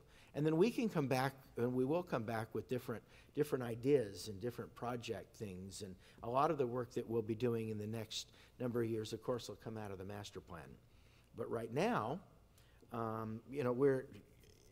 we really, when we sit down and start working on this, and we get our guidance from council, I want to make sure that your voice is heard and that your work plan is incorporated into those items that we start to consider, if that makes sense. So with that said, either tonight or at the next meeting, I would love to entertain what are the priorities that what directions, are there any new directions? Would you like us to focus our efforts on sports and health activities, or would you rather we look at children's activities, or would you like us to look at historical activities? Aging. Or would you, seniors, I don't know. I know, it's really hard to pick, but if there are some things that are of interest to you, now would be a great time to share them, so that when we go into our work in the next 30 days, we can keep that in mind as a framework. Sort of a question. So, as maybe the senior person here or one of the senior people here, so my experience has been we do this in a special meeting in August where we sit with you and your staff and us and talk about, you sort of, your staff directs us a lot in what their needs are, and we then also give our feedback of what our needs are, and that's sort of how this is Yes. put together. And I guess what I'm hearing is we're out of sync, both with the council We're- and maybe budgetarily with our We with are this out of planning sync. session? We are temporarily out of sync, Okay, only temporarily. all right. Well, that's sort of the question is, do we want to, you're requesting that we sort of replace this? No, not at all. But to supplement, to augment it, in other words, using these 6 categories, staff will be making decisions and making, actually not decisions, I take that back. We'll be making recommendations on different kind of projects that we think that we should be working on, meaning staff, taking into account the goals as a foundation from council and everything else. But I'm looking for advice and guidance in terms of, is there anything, not necessarily from the commission standpoint of work you'll do, but what would you like to see the department doing? What direction? Is there a focus area that you'd like the department to really, maybe it's customer service and you'd like to see, maybe you'd like just to focus a lot of our attention on the golf course. I don't know. I just wanted to at least make this opportunity available to you before we start to dive into the. Great. So just as a reminder, this is just for clarifying questions, and then not that we have any blue cards. We do? We do? Oh, yay! Excellent. You got it. So after our, I'm so sorry. I didn't realize that we had a blue card. You did. I've been asking all night. We have, hang on just a second. We have a couple more, I think, clarifying questions first. And just to the commission, remember, we don't necessarily have to give response right away. If we want to, Jeff had mentioned at the beginning, for our next meeting, incorporate this, we can. I have a feeling that might end up happening, so don't. That was kind of my question, just to clarify that. That sounds like we could do it Yeah, because that would be Because I think great. what Judy did was explain it better, or, pose it to you so you could explain it to us, because that's not what I thought we would be doing when I came here. So, yeah, okay, got it. So my question is that, thank you, that the work plan that we have, do we want to identify in these 6 categories each of those projects? Because they are not identified, they are like, these are things we have to do, but they are not identified, categorized in these 6. Do we want to do that on our? They certainly could be. Okay. I know that other commissions are working to that end. Okay, so we could go back and look at our work plan and say, okay, this fall under this particular category and this. And then we can figure out where we want to emphasize in the next meeting. Okay. Yeah, so my question, so attached here is this document that has lots of references to all of the departments in the Yes. city. And I think some confusion about that is what prompted the letter to us. That, Yes. So I guess I'd like you to clarify what was the purpose of this, and is it just specific areas that are really parks and recreation and parks and recreational services that we should be focusing on, and not this entire document, so we can was that your intention? No. In fact, your mission is to advise, as you know, council on, things for the municipality that relate solely or only to parks and recreation. It's not intended, the work plan was intended to provide focus based on those kind of categories that each item falls in. And your attention would be anything that is most appropriate to Parks and Recreation, Right. or only Okay. to that. That's what I thought, but I think it was misinterpreted possibly, and gave some concern to one of our residents Yeah, that there and- were and- things on and- here and that what are this- clearly not intended for our commission. Yeah, but what it does is, though, it should give you kind of an idea on the kinds of project work that will go into this, that typically go into a work plan like this. And also, the reason it came up now, because, we did have a work plan. And we do have a work plan, and this was not part of it. So, could you just address how this got onto our agenda tonight? And, I mean, because you have some needs, I'm guessing, Yes. so.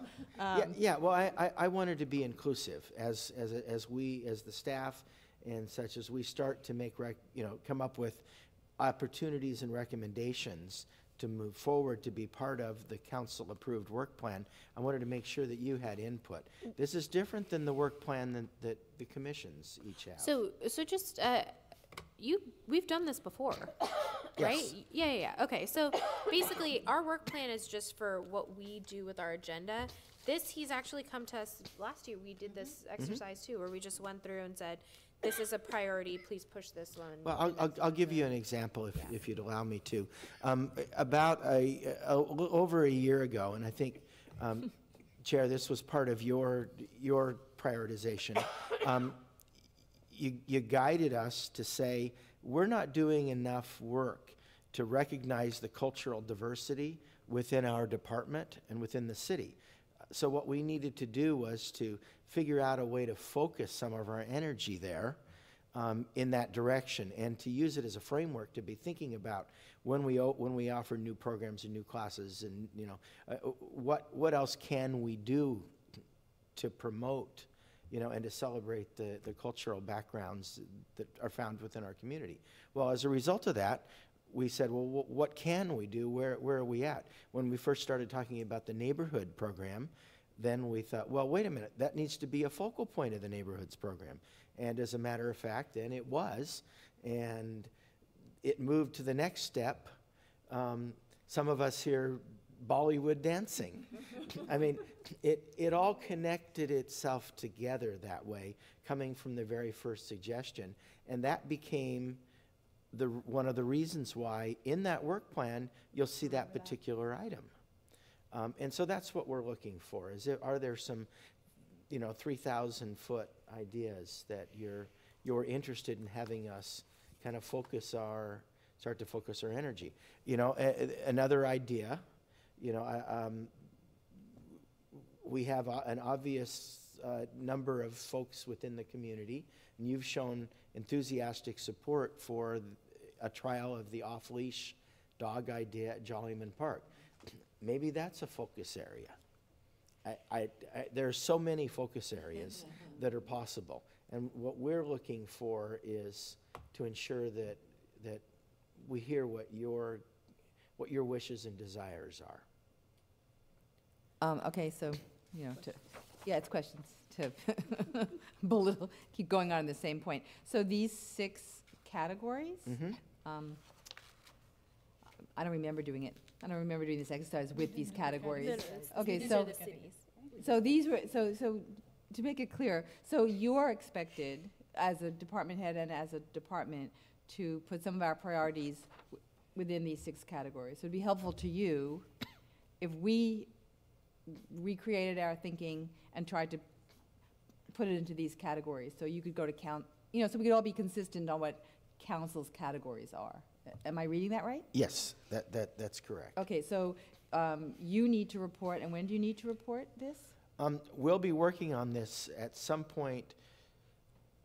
We don't know yet. I'm trying to get out ahead of it, but I'm Right. guessing it'll be at some point mid to end February. Okay, so you will be looking for these, because these are ones we're already thinking about, and anything else we would like to prioritize, and we'd like it in this sort of, in this set of categories. Absolutely. If Got there's it. a I got it. project or two, Right. some direction you would like us to be working toward or looking at, we would absolutely like to take that input.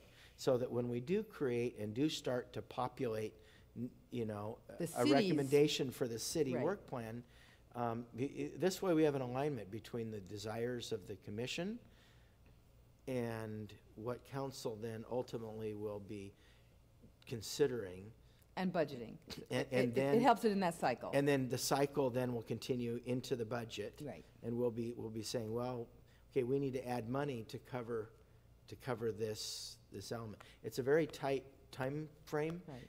And frankly, it's not always in alignment. I know we're not alone. Yeah. A lot of cities have the same, the same issues.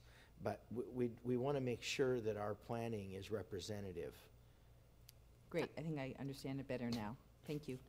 I actually have a question, on this document, there is this accreditation that we had kind of worked on, or where the department was working on, and now it shows cancel. Which one is that? That's just a check off, right? It doesn't mean it. That just means it's It says current completed? status canceled. Oh, well, in this year's work plan, we put it on hiatus. But it doesn't mean that it's going away, and it doesn't mean that it won't show up in next year's work plan. We had a number of projects, and we really had to prioritize which ones we were able to hang on to and do a good job with. Really, as a result of the ActiveNet that you saw, we just needed to slow down a bit and focus on some of these other projects, so we did. And again, next year's another opportunity. We're certainly not done with the process, nor have we stopped it. So this might be obvious, but is red a certain designation? The red on that copy was recommended changes Okay. to council when we went in on October, I think it was October 16th, if I remember right. Thank you. Excellent. I guess I have one more question. So you were talking about the categories. These are categories that came from council, so this would have been council last year's council, or the 6 categories? They were approved for this year's plan. In the past years, each page was a different department. Right. And so this year, what we recommended and what council approved was going by functional category. It's a change. Yeah, okay. And it was very helpful, at least I can say from my perspective, to be able to see the bigger picture, to see what each department is doing all toward the same end. So this will be for the upcoming budget cycle, so the 1920? Correct. Okay. And now looking at this document, I didn't know that when I looked at this document. Yeah, but now I look at this document with new eyes. So these are the categories, and it is helpful to see what other parts of the city are doing in the same categories. Yeah, and I think part of the confusion is when we say this year and next year, because we just started a new year, but I don't think you're talking calendar year. So could you just clarify? Great that? point.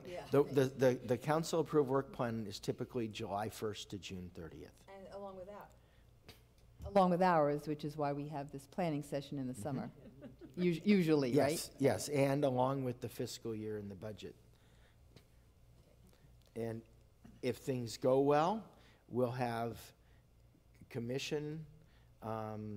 commissioners seated, able to work on it, a presentation of your work plan, all in sync at the same time. Okay, so let me maybe end the questions with a recommendation that says no, not yet. Oh, blue card, sorry. I We have a know, blue card. super exciting. All right, come on up. You have 3 minutes on the clock. Hi, so I had can I add some items to the wish list? Absolutely, these 3 minutes are for you. Okay, 2 comments and 3 wish list items. One is I'm really excited about the prospect of getting a park on this side of town. Another is that the Stevens Creek Quarry is just starting to do reclamation, what reclamation is that when a quarry ends its natural life, it morphs into secondary beneficial uses, and the plan for it would be open space. So that's something to keep on the radar. They're actually starting to fill in the parts of the quarries where they're no longer doing quarrying. And that's, if you go down Foothill Expressway and you keep on going, it turns into Stevens Canyon Road, and it's on the right-hand side up the hill. So I think that's kind of exciting. 3 wish list items. One is at Blackberry Farm, there's a parking lot, and when the trees were planted there, they didn't work out, so there's, I don't know, about 30, 35 trees, and they're either dead or dying. Many of them had been removed, and so it'd be nice to see a tree that works, some trees that works to be replaced, because it looks pretty sad, and the parking lot looks pretty, not that good either, but I could live with that, but the trees, it's really sad to see these spots for trees, and they're either dead or dying or not there at all. So that's wish list item number one. Wish list item number 2 is at the golf course, there used to be ponds, and in the ponds were naturalized habitat for birds, and we'd hear red-winged blackbirds, and there was other bird life in there, and it was actually of interest to the wildlife, what are they called? The fish, one of those agencies. It wasn't even Audubon, it was one of the, fish and wildlife type. I always get them mixed up whether they're fish and game, fish and wildlife, but anyway, one of those organizations was actually said, hey, this is important, it's a naturalized habitat. It wasn't natural, but it had been there for 50 some odd years. And those ponds have vanished, and and it would be really good to get those back, especially because we don't have a lot of water, we don't have a lot of place for birds, and I'd love to see those ponds back. And we had expected them to stick around, and they vanished. And the third one is, and this is more, somewhat of a financial one, is that at the time of the remodel of the golf course and the creek and everything, the city had lost the use, for somehow, I don't know how, of the water. The water had come from on-site wells. And so ever since then, the golf course has been watered with city water, or with paid water, with potable water. And that's going to be costing an awful lot of money. I don't remember what the dollars, like way back when it was like $80,000 a year, right? You're nodding, but I don't know what it is now, but I'm sure it's not too good. And that money could be used for something else, I think, if we were able to find a way to water the golf course with on-site water as we had in the past, and maybe even find ways where we don't have to water as much of it, where we can put in areas that don't need as much water, but certainly not to water with potable water. I think it's a waste all around. Thank you. All right, thank you so much for coming in. Oh, well, thank you. And yeah, and of course, if we save that money, then we could use that money to staff the ladies who are over here, right? Or other programs in the city. So thank you. Excellent. Thank you so much for coming and sharing priorities. This is how we build Cupertino for the people who live here, so thank you. All right, jumping into discussion. I am sure we have some comments, or do we have a feeling of? Oh, well, I'll start with, I don't have any comments yet because I didn't really understand this before I walked in. I have a much better understanding now. And I guess one of the goals is to include the full commission, February's full commission. I'm hoping it's the same one, but if it's different, including new people. So I guess my thoughts are, I would like to, I didn't really look at this with those eyes. I don't know if anyone else did, but I would have better comments if we did this in February, knowing you make your needs clear to us. I need these things in this order. That would be very helpful, and we could come back to you in February in a more helpful manner. That's my 2 cents on it. Any thoughts? I think tonight is too soon. Even doing it at our next meeting. So, those of us who are here, who may or may not be here, may want to do it sooner rather than later. I mean, there is the concern that that's going to be, if we have new commissioners, that would be, yeah, right. So, but if we're looking forward to next year, it would be good to have the commission staff or the commissioners that are going to be living with it, participate in it. So I do agree with that. I agree. I agree too. Oh, well, I don't. State your case. My understanding was this was just going to be where we gave you ideas, you would mull it over, come back with the actual list of things, and then we would have a full discussion on that final list. That will be a way to tackle it, yes. That'll work. I would love for that to be the case. Everybody here has marinated on a lot of things and been through a lot of the trenches, and I would love to ensure that those ideas are at least put on the table, and then we can bring it back to whatever the new makeup of the new commission is at that time. But I would like to see this on the coming week's agenda, at least for us to have an opportunity to give thoughts and ideas to you, and then have it return with that incorporated to the 2019-2020 commission, whatever the next commission year fiscal. Okay, so the first meeting in February, then are you suggesting then that we bring no, I guess it wouldn't work. The first meeting in February, then you'll give us priority ideas. I think she's talking about the 24th. The 24th meeting. Oh, on our special meeting. Yeah. Right. Well, that's we even do better. have one coming up, right, and that will give us at least an opportunity to digest it and think of things. And I like, I looked at these 6 categories and I wouldn't be ready to have I'm glad you gave us this, because this gives me an idea what smart city is, or community livability and sustainability is. So studying this and coming up with my ideas, but I like Nisha's thought that we throw things out and then you come back to us saying, this is a viable thing, this isn't, this is an action item, this isn't, this doesn't really belong in this category. So if we had the 24th and the February, whatever, 6th, that would give us some time to digest this, and then also for you to come back and That'll work great. That'll work within the timeline that we have to work with. Okay, excellent. The other thing, just given the timeline, there is a bullet here for basic workflow on wishes of the new Parks and Recreations commissioners.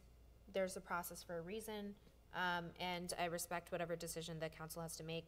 The ask I do have is that whatever commissioners the city council does choose be incredibly up to date on every single agenda item that we have gone over in the past year at minimum, because there's not much time for catch up.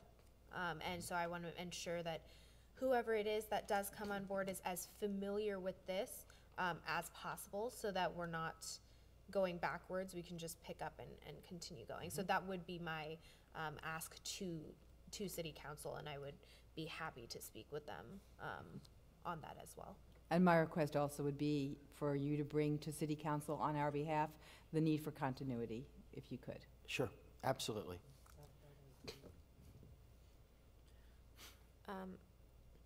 Excellent. I would say especially because of the master plan, the citywide master plan. Okay. Excellent. That's it from me. All right, so we will look forward to seeing this on the 24th agenda item, or 24th meeting, this agenda item on the 24th meeting, to provide additional feedback, us to you, and then we'll bring this back in February for the full new commission. Hopefully we'll see how that turns out. So just to make sure I understand this correctly now, not only that we are looking at our work plan and saying these are they belong to this. No, we are just bringing new ideas that. Just looking at his. Looking at this Yes. packet, these 6, if there's anything that's missing from here that we want to make sure the department's focus is on, then that fits in these 6 categories. Those are the ideas, concepts that we can bring forward for the 24th meeting.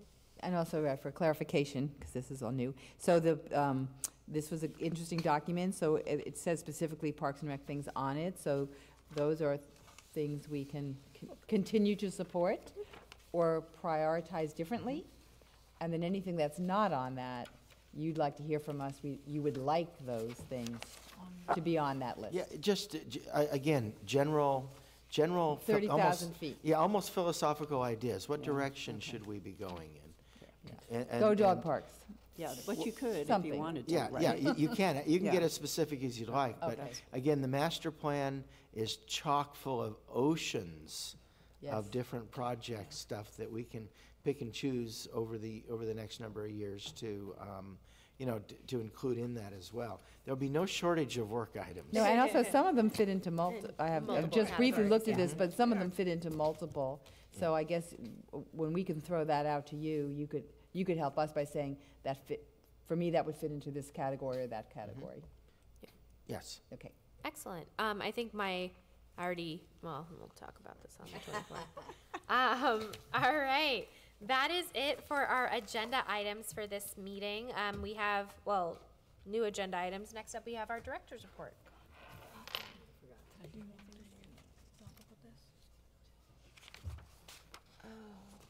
Well, I'm glad I'm not I'm glad I'm not hard to follow myself. Let's see if I can find my. Well, while you're flipping to the pages, do we have any commissioner contacts or reports that we wanted to share out? I have no report because it was kind of a break, but I did volunteer for the mayor's meeting in February, so am I still on for that? Is that confirmed, or? So that meeting was actually, it's confirmed for the first Wednesday, not the second Wednesday. The first Wednesday? Yes. Follow-on question to that, I'm not sure even where on my calendar I put this, but we're assigned for the rest of the year. No, not yet. I Oh. was waiting until The new commissioners. if there are Okay, new so Helene will commissioners, do please. February, The and then first we will, Wednesday is fine. and then So we that'll will. work. So sign up first again. Wednesday at 5:30, correct? Yes. Okay. Yes. So Commissioner Davis, you will be Yes, attending I'll that do meeting? February. Okay, I will put that in. Excellent. Go ahead. I don't have much. I went to the mayor's meeting yesterday. Some of the key points that were presented there, Library Commission introduced something called Think Tank Room, which was very interesting and new, and where you can book a conference room for up to 15 people, and there is an online sign up, and you can, and there is some priority criteria, but it's a great resource for people within the city to have a meeting room or a study area or conference room to, minimum is 4 people need to be part of that group to be able to book that room. So it's open, so that's a great thing. It seems like the city, they got some grant and they're looking at figuring out where to move that grant to for more the vehicle, the Go-Go Biblio, the moving library thing. The van, yeah. They're working on their work plan. User survey is going to come out. There was Tech Commission is currently only 3 commissioners, so they're looking for 2 new spots to be filled. One of the interesting thing that was for our commission was in the mayor's meeting, mayor had the interesting idea that as part of our master plan, we should look into adult park also. It was like he was visiting Beijing, and there were parks which were meant for adults to do various activities. Parks are not necessarily just kids. So that's something to. Like they had equipment, Yeah, equipment yeah. or something? And one of the commissioners in the meeting mentioned in Tahoe, in Klein Village, they have such things. So something to look into when, add to our master plan is to have places for adults to be able to play. So that was the majority of the discussion, and I didn't do anything else, but I will be doing the spelling bee judging on Saturday. Great, I don't think I have anything to report. I hiked in our parks. Great. you So I flew in for the last meeting and I flew in for this one. So it's good to, It's good to be back. And I will also be judging the spelling bee on Saturday, which I'm looking forward to. This is also a thought that actually Meenakshi came up with, perhaps for the next chair to continue on a little bit longer. But considering changing the chair cycle, instead of starting in February, to align it with when we actually, the August work plan meeting. So that way it's, we start a work plan, the chair starts a work plan with the commission, and they can see that work plan through till when they start the next work plan. That means you're gonna just take the next few months. Yeah. So do we have history? Not necessarily for me, but it can be also for whoever gets. Yeah. So And do we have chair in history on that? February. Well, we So could- why, can yeah, we my do question that? was basically, why do we have a January transition when the chair actually has Well, only because you completed could the half have work the plan? chair being termed out in January. I think that's part of it. So, I mean, But maybe. that could be an exception, right? It's not every time the chair. Yeah, no, turns no, out. but it could happen. So, Yeah. I mean, maybe you would understand that you wouldn't sign up to be a chair Chair, if, if that was- but Right. if you were going Your to term reapply, and you don't know if you're gonna be Yeah. continuing or not. Right. So that could be some disruption. But at that point, you can make that, the commission can make a call on that. But generally, it should be when you start a work plan, It's you 4 should years. own You the know for whole 4 thing years. rather Yeah, than yeah, right. give the half of it to the next year and, So that was my query, why do we do this? That's exactly what one of my concerns about being out of sync temporarily. Okay. We will be working on, we are working on those kinds of issues in terms of commissions overall. Excellent. All right. Well, seeing as we have our director's report remaining, correct? Okay, well then I'll be brief. In the last meeting, I told you I would come back with a little bit more information on the infamous sign at Stevens Creek and Stelling. And so in front of you here, I have some pictures. And I just want to provide you a little bit of background information on this so that you can, kind of know what you're looking at as you see it. Here's a couple of examples. You'll see the design of this was the design that was approved by council to be down at on the corridor. And so we picked up the design being the only design that we had without going back to another consultant to get yet another design. And we added the digital part in the middle because the old sign and the original plan was to have another sign where staff would go out to the street with letters and put them on. And we figured, it's been a few years since 1972, and it's time to come up in this city especially. And so you can see, there will be still very significant landscaping that our Public Works team, similar to what's at the community center, I think. But anyway, if this particular, I like this last one especially. we figured that is courtesy of our recreation supervisor, Jenny Coverman, who thought that would be, Now, our sign, the hard cost was about $150,000. And then, of course, in any municipal government, your Public Works Department will attempt to show the true cost of such a project by allocating a little bit of all of the different expenses that a public works agency has to deal with, as well as planning, looking at what are the environmental considerations. In a lot of projects, are there ADA, considerations, permitting and everything. In total, the design and soft costs were about $230,000. So it was not a cheap sign, but it's going to be a sign that's going to have a long lifespan. To show you what we get out of it, 55,000 cars pass it every day. The light cycle at the corner is 1.5 minutes long, meaning as you're sitting there, you get 13 messages. And as an attempt for our marketing efforts, we've attempted to lengthen that no, I'm just kidding. No transportation, don't worry about it. No. We get about 12,500 messages a day that scroll across this. So from a marketing standpoint, it's extremely significant, significant opportunity. So anyway, I just wanted to share that with you. The other announcement I had was just about Saturday's spelling bee, and of course, you already know about it. That's a fabulous activity. The staff there, Danny Mestizo, our teen coordinator, kind of heads that up with his team. The interesting thing about the spelling bee this year is it will be televised, and so we'll be able to see the word on the screen, I understand, although the kids can't. But these are a bright group of young people. Even the youngest categories, the 7 and 8-year-olds, they know their stuff. So it's really fun to watch. So I would encourage everybody to take a look. It'll be right here in this room, as a matter of fact. So with that said, I don't have anything else to share with you. We're other than that, we're buried in the city budget process that we've started.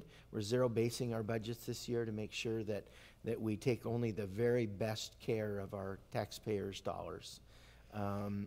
We will be moving ahead into capital